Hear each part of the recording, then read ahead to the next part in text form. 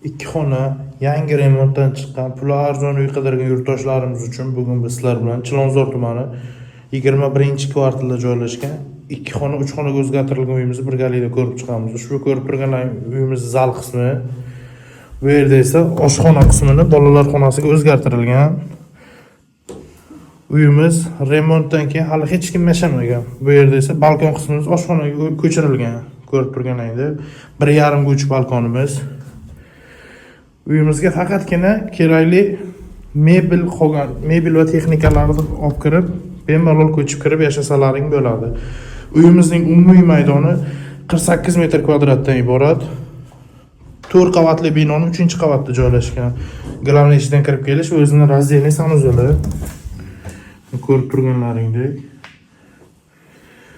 Uyimiz hali kechagina ta'mirdan chiqqan. Ushbu uyimizning mo'ljaliga keladigan bo'lsak, 21-kvartal Ibrat mebel orqasida joylashgan. Uchtepa hokimiyatiga 400 metr masofada. Ushbu uyimizda egalari zo'r narxda 66 ming AQSh dollar baholashmoqda. Agarda kimgadir qiziq bo'lsa, opsiyadagi raqamlarga qo'ng'iroq qilamiz. Shoshilamiz, ulgurib qolamiz.